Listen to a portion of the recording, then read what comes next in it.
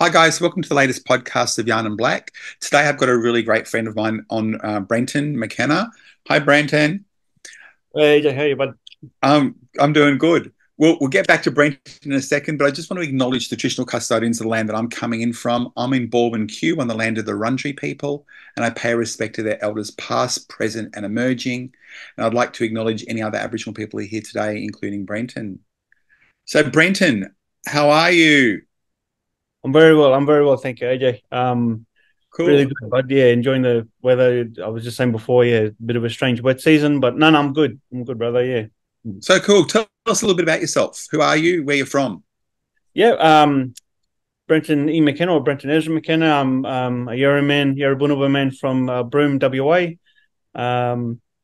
Yeah, been here, born and raised here in Broome my whole life.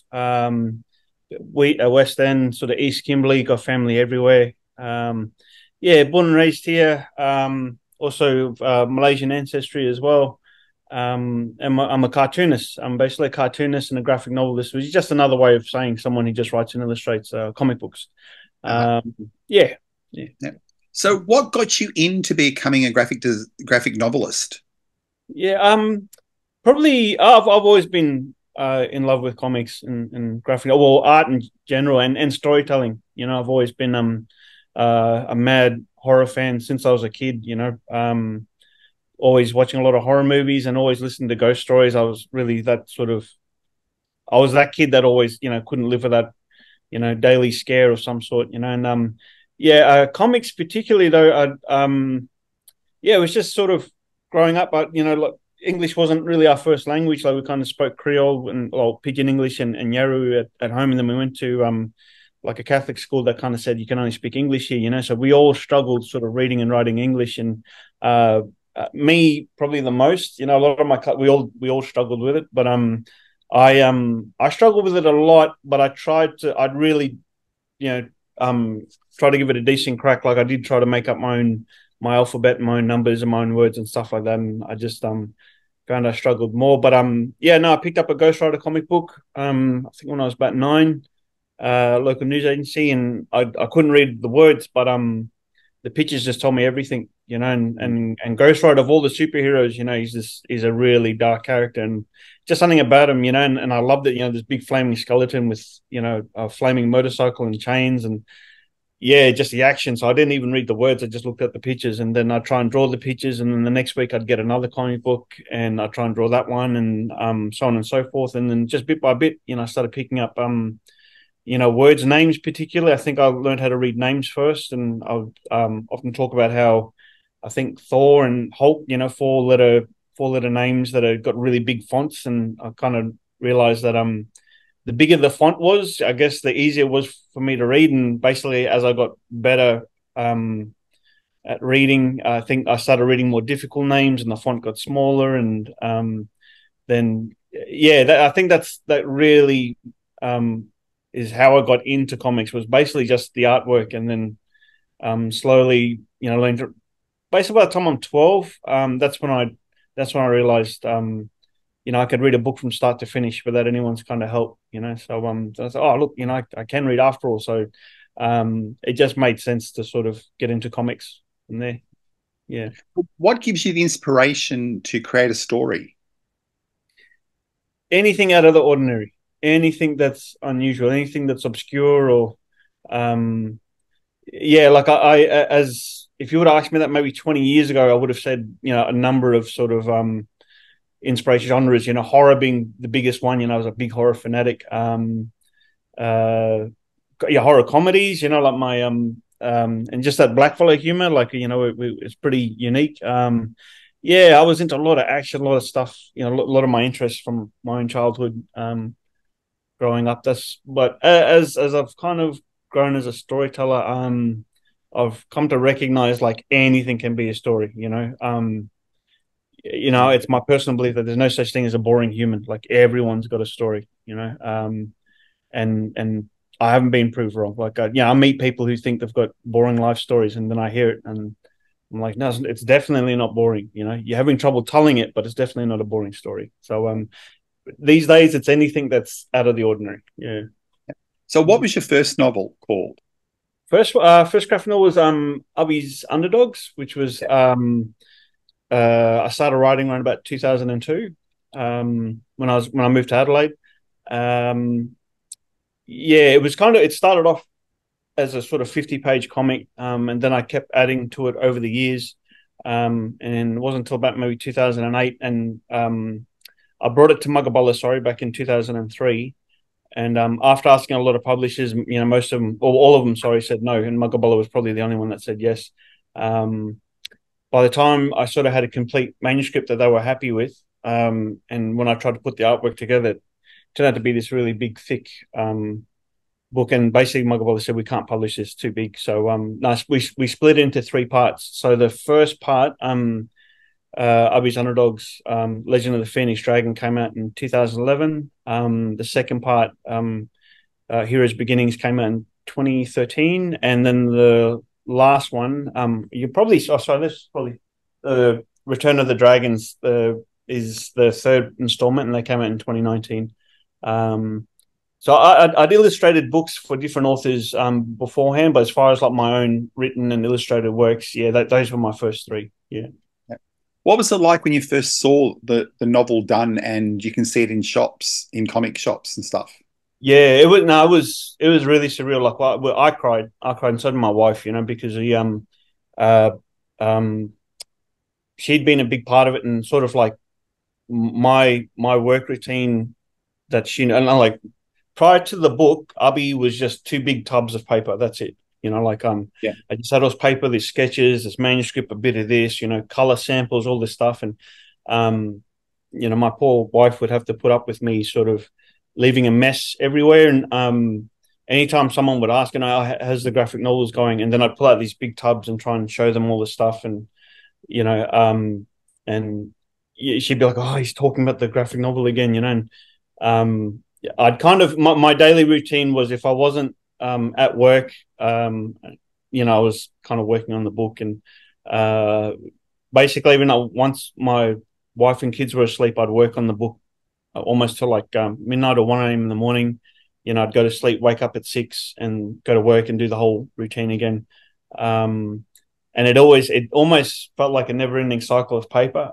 When the book came out, basically it was my publisher, Rachel Christensen at the time, who came to my work to drop off the physical copies. And at the time, I only lived across the road from my work, so I quickly just ran straight home to show my wife, and we both cried because it was kind of like tears of happiness and joy, but also of like frustration and stuff. But it was really good to finally show people a physical book rather than drag around two tubs of paper with me. So, it was definitely reaching the mountain peak for sure. Yeah. And what's your latest novel, graphic novel? The latest one is called Harry Holes. It's been heaps of fun. It's been heaps of fun. This one, that's that one. If you can see, there's just on the. Can you see those? Okay, AJ. Yeah. That one on the bottom is called Harry Holes, which has been heaps of fun. So it's just been kind of stark contrast to sort of Ubby's Underdogs. A lot of the stuff that I've learned from Ubby's has taught me a lot. Like I made a lot of a lot of mistakes that I've learned from that I was able to sort of implement and put that together really well in sort of Harry Holes. So 2019 I went to the US and brought Ubby's Underdogs, all three books over there. To the National Book Fair. Usually I've got a poster up here. Where it is, but and it was interesting because the comic culture over there is sort of what we're all kind of striving for here in Australia. And when I was over there, it was they just ate them up. They kind of said, like I didn't have to explain what a graphic novel was. They said, yeah, we know what a graphic novel is. What book have you got? And then I kind of brought Ubby's out, and it's like a 3-day festival. And like by the second day, I had mums and parents coming up saying, my kid loves your book. What else have you got? And I'll be telling them it's taken 16 years just to make this, that's all I've got, and so the bits of advice was like, can you make more but smaller, more but smaller? And I didn't really know what that meant until I came back to Australia and I met a good friend, Chui Chan from Kinokuniya books, and he basically showed me. He says what they mean by small but smaller is like more serial but smaller volumes. And yeah, we I pitched it to the Mugaballa board and my publisher, my new publisher, and everyone loved it. Everyone had a good laugh. So yeah, we just a lot of things I learned while I was in the US that's put it all together, and that's been my latest book. It's been heaps of fun. I'm working on book number 2 now. Yeah, and it's doing the rounds. Yeah. That's good. Do you notice what's the feedback been from other countries, like England? Yeah, Scotland is really positive. Like most of it's been positive. I went to India first in 2014, Yeah, and I think they really identified over there just having an Indigenous character. Like over there, I think it was fantastic to sort of they loved the multicultural story. So Ubbies isn't like it's, but the main character is Indigenous, and there's a lot of Indigenous characters. But the sort of the Broome lifestyle is almost like a mixing pot of cultures, and it was kind of, I mean, other than Indigenous people, I'd only ever heard the opinion from sort of like white Australians, basically, of what they thought, and it was kind of generic, but very positive still. But just it was like, is it just good for Australia or is it good overseas? And I think when I went to India, it was really good because India's got quite a good comic culture as well, and they really identified a lot of the story, a lot of the characters. Going to Scotland as well, going to Edinburgh, they really identified with Finn, one of the characters there, who's got of Gaelic background, and yeah, it's been quite positive. We're yet to sort of branch out more overseas, but Harry Holes has been making some waves, so it's been pretty positive. Yeah. Any country you want to really get into? The European market seems to be really cool. Like I was in Italy, I think 2018, end of 2018, and I was kind of told that the comic market there, and I actually didn't have any idea. I kind of knew Asia was massive with manga, and North America was kind of the place to be, but Europe with Asterix and a few other famous titles. Yeah, I always kind of thought maybe it's one of those places that's hit and miss, and I was absolutely wrong. I went over there, and European comics are, it's a really healthy market. I'd really like to get more of my stuff in maybe Europe. I'd love to go back to the US again because I learned so much while I was over there, Yeah. and even go back to Singapore. So unfortunately, I got offered to go to a book festival in Singapore, and at the time, a few years ago, I had to turn it down. But looking back at it now, I think finding out that I even have ancestry in Singapore from my biological grandfather's side, I think next time I go there, I could even learn a lot. So, yeah, definitely looking out to the horizon to do some travel abroad, which would be awesome. Yeah. Awesome. And you got a website, don't you, where people can Yeah, purchase? yeah, just basically call I Am Ezra. And it's just a website, just letting people know. Other than the social media presence and the Yeah. other things I'm doing, I do a lot of school talks. I've been doing a lot of graphic recording. Also letting people know like where my artwork's been used, other than sort of with the books. I've done a lot of for health promotion with the Kimberley Medical School. Sorry. And a lot of local Indigenous organisations and corporations in town, and over in interstate as well. So it's just sort of giving an idea of what else do I do, other than just doing the newspaper strips and the graphic novels like the next Harry Hills. Yeah. And we'll put all those details on the YouTube video at the Yeah. bottom, so they'll all be there. Yeah, definitely.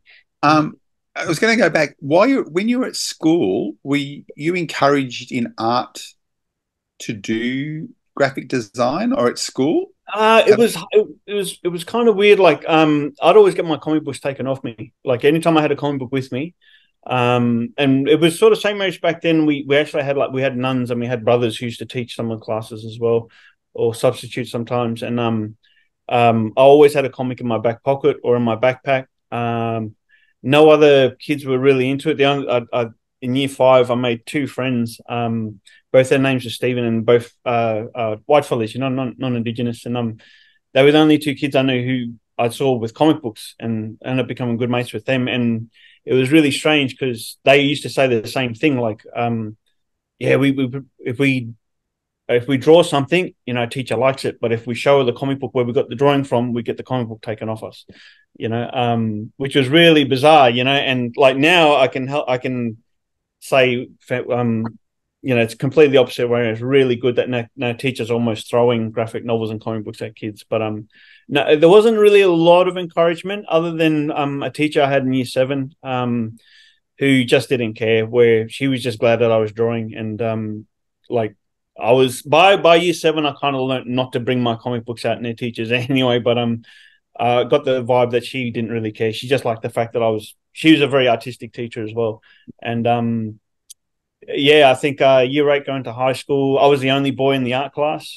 So the other 20 kids were all like either sister girls or cousins or something, like someone that I was related to in some way, No, year 9, and I was just I just wanted to do comics. That's it. And my poor art teacher at the time, Sister Alina, she just tried to get me involved in all this other stuff. And yeah, I just get under her skin by drawing all this satanic stuff just to like peer off, But you know what I mean? And she hated Kiss, she hated Unmaiden, she hated all the metal groups that I loved. So I'd be drawing all that. And then, yeah, year 9, she just kind of snapped and said, "Look, you don't ever listen to anything I say, but I have this book for you, and I think I've actually got it here somewhere.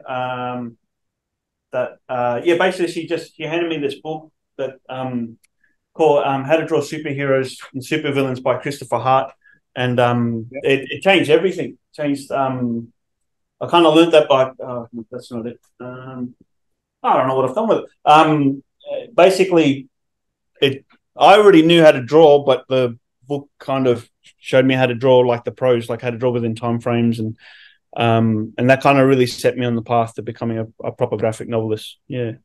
So she just had it lying around the convent? No, she got it just for me. She got it just cool. for me. So yeah. So I think she got it for like any book. She would have got it for a number of students, but I just hogged it. Like I said, no one's allowed to read this book. No one else was really interested in it. I went that book inside and out. And then year 10, I was going to do year 11. So I did do year 11, year 12 in Albury Wodonga. So I knew I only had another year left with that book, and I tried to just master everything in it. And but it became sort of like my own personal Bible. Like I've seen a lot of how to draw comic books, but that's probably the best, and I haven't really found any that come close to it. And I ended up getting a cousin to steal it for me. And then he didn't give me the book until a few years later, because I'd already gone to Victoria by the time he'd done it. And yeah, he gave me the book a few years later. And in 2011, when I went to Melbourne, Sister Alina wasn't at St. Mary's anymore. She was at Sacred Heart in Melbourne. Yeah, and I tried to, I knew I was going to that school. So I had the book with me, and I did a couple of school talks at Sacred Heart, and I kind of asked, Sister Alina, the art teacher here? And they said, yeah. I said, well, I just wanted to let her know that it was me that stole that book, and I'm here to give it back. And, my apologies, but here's a copy of Ubby's Underdogs to say thank you. If you hadn't given me that book, I don't think I would have pursued this far. And like all the teachers, and one of her students said, like, sorry, Sister Lena's not here today. She's feeling unwell, but we've got a message for you. That and the message was basically, she knew that I stole the book, but she was going to give it to me anyway. It was all good, And God had forgiven you. Yeah, that was the other thing. So I knew that was my turmoil. I was like, no, you can't steal from a nun, you go to hell. So I was talking one of my cousins into stealing it for me. But no, it was all good. It was and yeah, only 2 years ago, Sister Alina finally came back to Broome, and I had a chance to say thank you, and gave her a copy of all 3 books. Yeah, it was really cool. Yeah. So what made you come down to Melbourne for year 11 and 12? Did you say you came to 11 Oh, and 12? yeah. So Broome was just a strange place. It was a number of reasons. My dad's originally from Geelong, and I think he was a little bit homesick as well. Like my dad's an interesting guy. Like born and raised Druidry, Finley, sort of. Then went to school in Geelong, and he'd been in Broome for most of my life, and he kind of decided, oh, I just want to see what it's like over there, and we went over there for about 2 years, and Dad said, "Yeah, no, I hate this place. I'm coming back." So yeah. By the time they wanted to come back to Broome, I'd finished year 12, and the place kind of grew on me. Like I didn't like Vic at the start because it was cold, it was hilly. We'd gone from a town where it was 80% indigenous to like Albury Wodonga, which like there's no indigenous people. Like me and my sister were the only Aboriginal kids in a school of like 1,000, and Yeah. but after year 12, like I'd kind of, I worked my way around the place, and and I wanted to pursue sort of art further, like doing tertiary studies. So I went and did like a visual arts diploma Yeah. at Goulburn Ovens TAFE. And that was really cool. That was the main reason why we went there, and I think 1997, there was almost like an influx of kids leaving Broome. Broome was just, they caught up sort of, I think it might have been the sort of 90s hip hop gangster movies, whatever, but there was sort of like this really strong gang culture that was slowly kind of taking over Broome at the time, and a lot of the Kimberleys. And I think, it wasn't unheard of for kids to sort of, for boarding school or to move away and live with family somewhere else, because Broome back then was just getting a little bit too crazy. And that was just one of the big reasons they didn't want us there for, not sorry, we didn't want to be there for. Yeah. But I ended up staying in Vic for another 4 years. And came away with a visual arts diploma. Yeah. So go back to school for a second. At school, how much Aboriginal studies did you actually learn as well? Not much, not much. I mean, I think I can't remember what they call it now, but I think back then it was like social studies, Mm. and yeah, It was sort of like we did social studies in.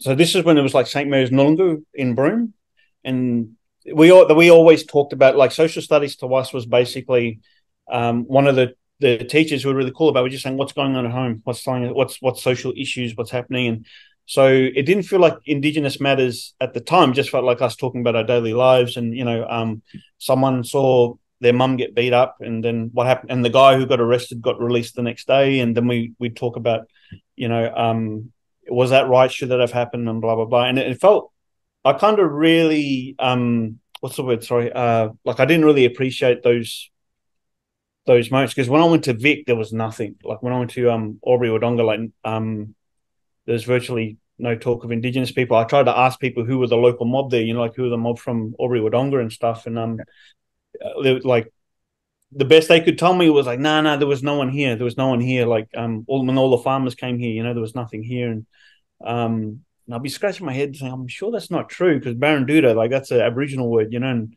Yeah. and I'd say there were like inklings of Indigenous culture around the place, but no one openly spoke about it. So and that's why I remember being year 11, year 12, going, man, I wish those teachers those brother boys were here. Like I could just talk about what I thought was local issues would have been like proper like Indigenous issues across the country. But when I went to Vic, no one. Yeah, I really felt like an outside over there. Yeah. Mm.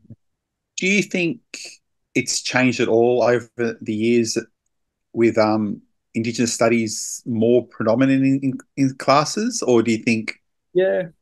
Yeah. yeah, Yeah. Sorry, AJ. Yeah. yeah, or do you think it's changed, or do you think it's better or worse? The ultimate answer for me, like I can only assume just from book talks that I've done, that it's fantastic to see. I'll go to a school where there's no Indigenous kids there, but the teachers all do an acknowledgement of the country. I'm hearing state schools and otherwise doing like language classes. That's been a nice big change.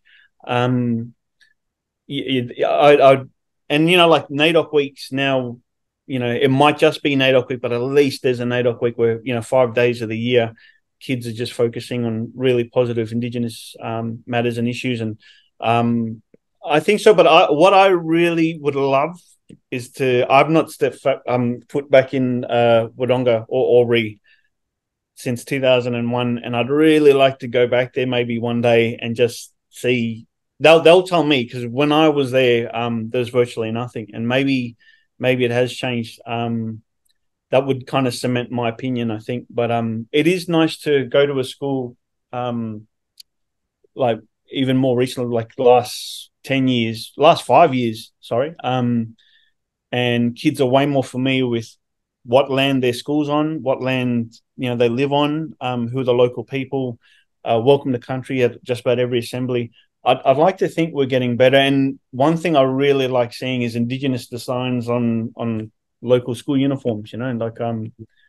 Yeah, that's been. I don't know if I've seen enough of the country to sort of, but from what I have seen, it's been quite. I feel like it's quite positive. Yeah. Yeah. So I got to catch up with you at Literacy Week at Scots College Yes. Yes. last year or the year before? I think it was the year before. I thought it was last year as well, but no, it was the year before. The year before. Yeah. Because you were there for a few days talking to a number of classes, weren't you? Yeah. Yeah. It was, Yeah. How yeah. how was their response? Really, really good. Like I've really positive. Actually, Scots College I was really pleased with. I've been to a few schools and private and otherwise, and there have been just only a handful of schools, not all of them, just a handful of schools where I've walked away going, why did you bring me here? Like this wasn't what I was. And I might have judged Scots a little bit too quick. I've been to Scots College in Perth and they were fantastic, really, really. Yeah. Kids, but that was mostly because I feel like there was a lot of Kimberley boys there and a lot of Indigenous students, so they like Scots College, they had it down pat, and it's like, oh well, this is Melbourne, let's see, thing. And no, I wasn't disappointed at all. The boys, they're all fantastic. They all did, brilliant welcome to country, and I wasn't expecting any of them to have read my book, but every class there was a few books, a few boys that had read my books, and so and had really, really thought about their questions. And I think that kind of, I don't know if they could tell, but I was like stupidly nervous, like, man. And I think when I know that they've read my book, it just kind of puts me at ease. And so I think a lot of the stuff I show them, they're a little bit more familiar with, and it helps me out a lot. But I'll definitely go back to Scottish College again. I had a really good time there. Yeah. I want to ask you a question. What does reconciliation mean to you? A lot of things, like, yeah, I really, really hope it's almost like tree roots growing together. Like I always feel like that's what, when we reconcile, we kind of move forward. And it's I guess the storyteller in me, says reconcile. I have to reconcile the story. I have to reconcile characters. I have to reconcile the emotions of the character. I have to reconcile so many things, and what that literally means is almost like getting two ingredients and just kind of cooking them together, like marrying them, trying to get them to come together. So reconciliation really means it's kind of, energies, people, minds coming together, but sometimes, but then I guess the word reconcile is almost the same as synergize. Oh, they're just synergizing. The difference with reconciliation to me is that there's still a little bit of hurt, or there's some sort of hook, or there's some kind of weight. There's something that's stopping this synergy from happening. So if they were just to gel together perfectly, we'd just call it synergy. But to reconcile means there's something that doesn't want to mix. There's something there that just doesn't want to mix just yet. And I feel like, yeah, it's when people can say, let's synergize, fine. But when we reconcile, it's like there's still something we're all hanging on to, but we know we want to synergize together. But how do we let go of whatever it is that's holding us back? And I think that's a big difference with reconciliation. I think we can't move forward until we look back and maybe undo some of those hooks, a lot of that weight, a lot of the stuff that's still, a lot of that hurt that's still there. So yeah, I think that's what reconciliation means to me. Yeah. No, that's pretty. I like that. I like that. Cheers. Thanks. We talk about racism quite a lot. Have you experienced racism in your work or in your person? Probably. It's funny because growing up in Broome, like it was only a handful of sort of like white kids, and like we outnumbered, like for every 10 kids, maybe 2 of them would be non-Indigenous and the other 8 would be us, and I remember thinking, oh, yeah, sort of, when they say nasty things to us, they, but I had the backing of like 8 other kids, like we always, whenever, what we call surfy kids, when the surfies used to say something nasty, like it should have just washed off us. Like, it was no really big deal, but we're just angry blackfellow kids and stuff, and security guards. The whole deal. When I used to go get comic books, from the news agency, like, I literally walk in and out to get news agency, and the security guard would drop everything he was doing and just follow me. Like, there was sort of those moments that I thought was racism, but I didn't really taste racism until I went over east, and that's when I was on my own. I didn't have 100 other blackfellow kids who would have my back. Like, I didn't have that. And I really got singled out a lot. So and the